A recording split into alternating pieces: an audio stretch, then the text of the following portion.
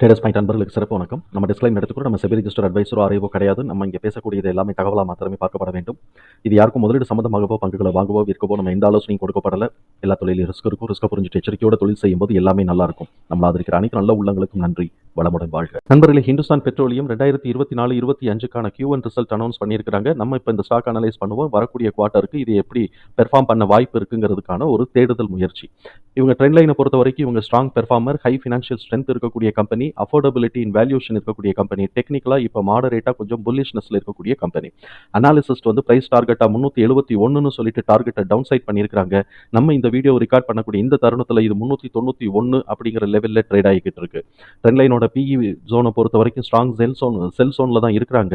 நம்மளை பொறுத்த வரைக்கும் இது பை ஜோனில் இருக்குங்கிறது தான் நம்மளுடைய புரிதல். ஃபண்டமெண்டலாக நம்ம இதை பார்த்தோம்னா ஸ்ட்ராங் சால்வன்சி பொசிஷனை மெயின்டைன் பண்ணுறாங்க, நல்ல ரேட் ஆஃப் ரிட்டர்ன் எடுக்கிறாங்க. டெப்ட் டு ஈக்விட்டி கொஞ்சம் பியாண்ட் டாலரன்ஸாக இருந்தால் கூட அது இந்த சூழலில் தவிர்க்க முடியாதது தான். பிஇ அண்ட் பிபியை பொறுத்த வரைக்கும் நம்மளை பொறுத்த வரைக்கும் இது பைசோனுக்கான இது இன்னும் சப்சிக்வெண்ட்டாக இது க்ரோத்துக்கான ஆப்பர்ச்சுனிட்டி இருக்குன்னு தான் நம்ம கருதுகிறோம். நண்பர்களே, இதில் நம்ம கொஞ்சம் கவனிக்க வேண்டிய ஒரு விஷயம் என்ன அப்படின்னு சொன்னாக்க, புக் வேல்யூ 330ஆகவும் ஆனுவல் இபிஎஸ் எஸ்டிமேஷன் 41.6ஆகவும் இருக்குது. இது இவங்க வந்து ஜூன் மாதத்துக்கு இவங்க வந்து போனஸ் ஷேர் இஷ்யூ பண்ணினாங்க. அதை இதை அட்ஜஸ்ட் பண்ணாத வேல்யூ தான் இது. நம்ம போன வீடியோவில் ஆனுவலைஸ்டு அனாலிசிஸ் நம்ம பண்ணும்போது இதே வேல்யூ அப்படியே எடுத்து தான் நம்ம செஞ்சுருப்போம். ஆனால் இந்த குவார்ட்டருக்கு இதில் நம்ம வந்து அந்த போனஸ் ஷேர்ஸ் கொடுத்துருக்குறாங்கன்னா அதை அட்ஜஸ்ட் பண்ணிட்டு தான் புக் வேல்யூ அண்டு இபிஎஸ் எல்லாத்தையுமே நம்ம போட்டிருக்கிறோம். ஆனாலும் இது கரெக்டான லெவலில் தான் நம்ம போட்டிருக்கிறோமா அப்படிங்கிறது நமக்கு தெரியாது, கன்ஃபர்மேஷன் பண்ண முடியல. அவங்க கொடுத்துருக்கக்கூடிய வேல்யூவை நம்ம அப்படியே நம்ம எடுத்து போட்டிருக்கிறோம். அதாவது அவங்களுடைய சைட்டில் கொடுத்துருக்கக்கூடிய வேல்யூஸை நம்ம அப்படியே எடுத்து இபிஎஸ்க்கு நம்ம போட்டிருக்கிறோம். இது வந்து சப்சிக்வெண்ட் குவார்ட்டரில் தான் நம்ம இது ஓரளவுக்கு கன்ஃபர்மேஷன் பண்ண முடியும். நம்ம இப்போ இருக்கக்கூடிய டேட்டாவை வச்சுட்டு இதை வந்து ஒரு என்ன பெர்ஃபார்ம் பண்ண வாய்ப்பு இருக்குங்கிறத நம்ம ஒரு தேடுதல் முயற்சியில் எடுத்துக்குவோம். இவங்களுடைய கன்சஸ்னஸ் ரெக்கமெண்டேஷன்ஸ் பார்த்தோம்னா 31 அனாலிசிஸ்ட் ரெக்கமெண்ட் பண்ணியிருக்காங்க. 13 பேர் பை சொல்லியிருக்கிறாங்க, 6 பேர் ஹோல்டு கொடுத்துருக்காங்க, 12 பேர் வந்து செல் கொடுத்துருக்காங்க. இவங்களுடைய ஃபினான்ஷியல் ஸ்டேட்மெண்ட், குவார்டர்லி ஃபினான்ஷியல் ஸ்டேட்மெண்ட்டை நம்ம பார்த்தோம்னாக்க year on year June 2024 June 2023 ரெண்டுத்தையும் கம்பேர் பண்ணும்போது 90% வந்து நெட் ப்ராஃபிட் குறைஞ்சிருக்கு. அதே சமயத்தில் 1.6% ரெவென்யூ கூடி இருக்கு. இப்போ Q2Q நம்ம பார்க்கும்போது கிட்டத்தட்ட ஒரு 690 கோடி கிட்டக்க ரெவென்யூ குறைஞ்சிருக்கு. இவங்களுடைய நெட் ப்ராஃபிட் கிட்டத்தட்ட 2100 கோடி கிட்டக்க குறைஞ்சிருக்கு. அதனால இவங்களுடைய பேசிக் இபிஎஸ் 3 அப்படின்னு இருக்கு, அதாவது 2.98 தான். இப்போ இந்த 3ங்கிறது வந்து இந்த இடத்துல நம்ம வந்து போனஸ் ஷேர் கொடுத்துருக்கிறத அட்ஜஸ்ட் பண்ணினதுக்கு பிறகு வந்திருக்கக்கூடிய வேல்யூ தான். இது அவங்களுடைய சைட்டில் நான் போய் கன்ஃபார்ம் பண்ணிக்கிட்டேன். இப்போ இவங்களுடைய நம்ம வந்து எம்எஃப் வந்து 0.49 வந்து அவங்களுடைய ஹோல்டிங்கை டிக்ரீஸ் பண்ணியிருக்காங்க. எஃப்ஐஐஸும் 0.58 அவங்களுடைய ஹோல்டிங்கை டிக்ரீஸ் பண்ணியிருக்காங்க. நம்ம இந்த தகவல்கள் எல்லாத்தையும் தூக்கி நம்மளுடைய எக்ஸல் ஃபார்மேட்டில் நம்ம போட்டிருக்கிறோம். இப்படி எக்ஸல் ஃபார்மேட்டில் நம்ம போட்டதுக்கு பிறகு நமக்கு கிடைக்கக்கூடியது என்ன அப்படின்னு சொன்னாக்க, இது கொஞ்சம் கரெக்ஷனுக்கான வாய்ப்புகள் இருக்குது அப்படின்னு தான் நம்ம கருதுகிறோம். இதை 2 விதமாக நம்ம கருதுகிறோம். ஒன்று வந்து பார்த்தோம்னாக்க ஃபேர் ப்ரைஸை காட்டிலும் ஃபேர் ப்ரைஸோட ரேஷியோ வந்து பார்த்தோம்னா 2.5 கடந்து 3.2ன்னு போய்கிட்டு இருக்கு. அதனால இது 2.5 இல்லை அதுக்கு கீழேயோ அட்ஜஸ்ட் ஆகணும். குமுலேட்டிவ் பிவி பார்த்தோம்னா 100 மேலே போயிட்டு இருக்கு. அதனால இதுவும் கொஞ்சம் கரெக்ஷனுக்கு வர்றதுக்கான வாய்ப்புகள் இருக்கு. அப்படி கரெக்ஷனுக்கு வர்றதுக்கான வாய்ப்புகள் இருக்கு அப்படின்னு சொன்னால் maximum level of support range வந்து பார்த்தோம்னா 283லிருந்து 325க்கான வாய்ப்புகள் இருக்கு அப்படிங்கிறது நம்மளுடைய புரிதல். அதையும் உடைச்சு 283ஐயும் உடைச்சாங்கன்னா 255லிருந்து 233க்கான வாய்ப்புகள் இருக்கு. இது ஒரு மேக்ஸிமம் லெவல் ஆஃப் சப்போர்ட்டை நம்ம இந்த ரேஞ்சை எடுத்துக்கலாம். இது வந்து எந்த இடத்துல வந்து இது லைனாக்க ட்ரேட் ஆகிறதுக்கான வாய்ப்புகள் இருக்கு அப்படின்னு சொன்னாக்க 378லிருந்து 422 பிரைஸ் ரேஞ்சுக்குள்ள இது ட்ரேட் ஆகிறதுக்கான வாய்ப்புகள் இருக்கு. அதுக்கு இடையில நமக்கு வந்து பார்க்க வேண்டிய பிரைஸ் வந்து 281லிருந்து 304யுமே நம்ம வந்து நோட்டிஃபை பண்ணிக்கணும். இருந்தாலும் இது நம்ம வந்து இப்போ இருக்கக்கூடிய பிரைஸ் ரேஞ்சுக்கு இது வந்து ஆல்மோஸ்ட் அட்ஜஸ்ட் ஆகக்கூடிய கண்டிஷன்ஸ்ல இருந்தா கூட அட்ஜஸ்ட் ஆயிருக்கு. இருந்தாலும் இது சப்சிக்வெண்டா அதே அட்ஜஸ்ட்ல சைடு வேஸ்ல போதா இல்லை மேலே போதாங்கிறது அடுத்த குவார்டர்லி ரிசல்ட் பேஸ் பண்ணி தான் நமக்கு வந்து வரப்போகுது. அதனால நம்ம வந்து நெக்ஸ்ட் குவார்ட்டருக்கான இபிஎஸோட டிடிஎம் நம்ம எடுத்து நம்ம இங்கே போடுறோம்.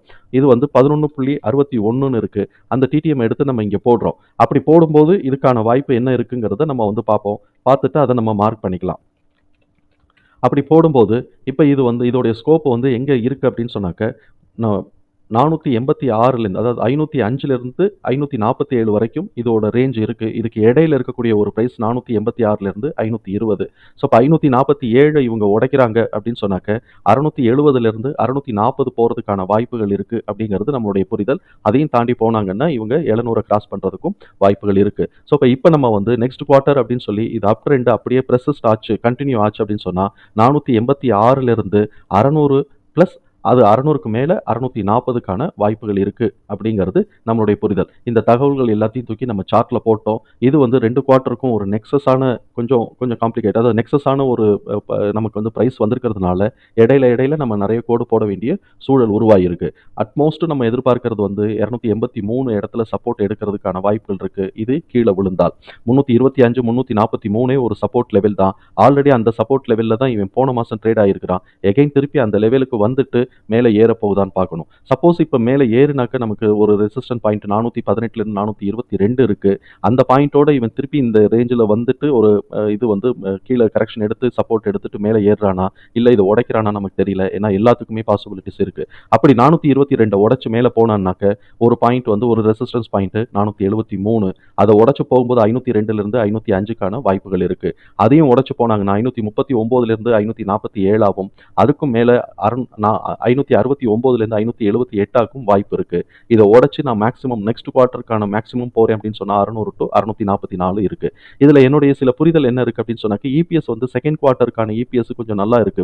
பாஸ்ட் ஹிஸ்டரி பார்க்கும்போது. தேர்ட் குவார்ட்டருக்கான இபிஎஸ் வந்து ரொம்ப குறையுது. அதனால இந்த செகண்ட் குவார்ட்டருக்கான வேல்யூ வந்து கொஞ்சம் ஏத்தி வச்சுட்டு தேர்ட் குவார்ட்டர்ல கொஞ்சம் நிறைய கரெக்ஷன் கொடுத்தாலும் ஆச்சரியப்படுறதுக்கு இல்லைங்கிறது என்னுடைய புரிதல். அதனால நம்ம வந்து ரொம்ப லோ அப்படின்னு எடுத்தோம்னா 283, மேக்ஸிமம்னு எடுத்தோம்னா 644. அதுக்கு இடையில இருக்கக்கூடிய இந்த வேல்யூஸ் எல்லாத்தையும் நம்ம நோட் பண்ணிக்கணும். இப்ப இருக்கக்கூடிய கரண்ட் வேல்யூ ஆன 390 ரேஞ்சில இருக்கிறது வந்து கீழ கரெக்ஷன் எடுத்ததுனா 325லேருந்து 349. இது மேல கொஞ்சம் போச்சுன்னா resistance first level of resistance 418லேருந்து 422 இருக்கு. அதை உடைச்சு போகும்போது 473க்கான வாய்ப்புகள் இருக்கு. அதையும் உடைச்சு இந்த ரீஜனுக்குள்ள வர இந்த ரீஜனோட டாப் லெவல்னாக்கா 502லேருந்து 505. அதாவது 422 உடைச்சாக்க அதோட ரீஜன் வந்து 505 வரைக்கும் இருக்கு. அதுக்கு நடுவுல இருக்கக்கூடிய ஸ்கோர் 479. 505 லெவல உடைச்சு கொண்டு போறாங்க அப்படின்னு சொன்னா இதோட ரீஜன் வந்து 578 வரைக்கும் இருக்கு. அதுக்கு இடையில இருக்கக்கூடிய வந்து மிட் பாயிண்ட் மிட் ஸ்கோர் வந்து 539லேருந்து 547. 578 இவங்க உடைச்சு போகும்போது 600லேருந்து 644க்கான வாய்ப்புகள் இருக்கு. தகவல் நமக்கு பயனுள்ளதா இருந்ததுன்னா சங்கருக்கு ரொம்ப சந்தோஷம். நம்மள ஆதரிக்கிற அனைத்து நல்ல உள்ளங்களுக்கும் நன்றி. வளமுடன் வாழ்க. நண்பர்களே, நம்மளுடைய இந்த வீடியோ பிடிச்சிருந்துச்சுன்னா லைக் பண்ணுங்க. நண்பர்களுக்கு உதவ ஷேர் பண்ணுங்க. சொந்தம் தொடர சப்ஸ்கிரைப் பண்ணுங்க. நன்றி நண்பர்களே.